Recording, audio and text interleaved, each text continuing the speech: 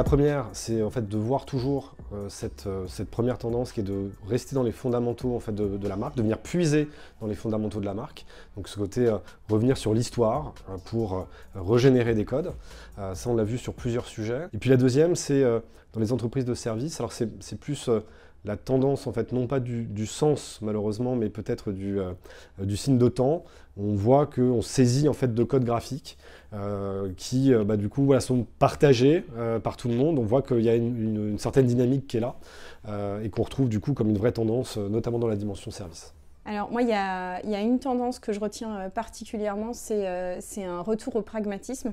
Je trouve que parmi les dossiers qui nous ont été présentés, il y a vraiment une volonté sur des identités visuelles qui sont parfois très fortes, de s'assurer quand même qu'en termes de déploiement, ce soit suffisamment bien travaillé pour que la marque et son identité puissent vivre sur un écosystème qui est parfois très large et très ambitieux.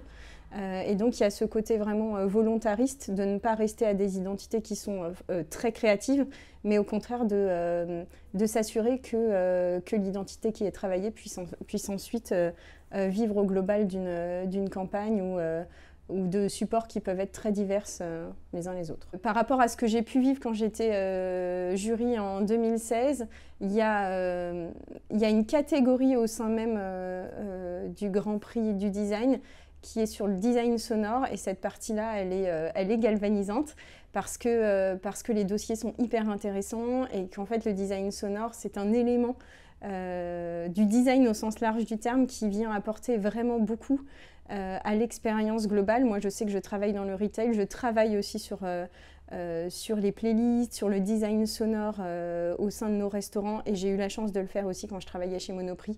Et en termes d'expérience globale, ça apporte beaucoup à un ADN de marque et ça vient vraiment enrichir l'ensemble de l'expérience des clients.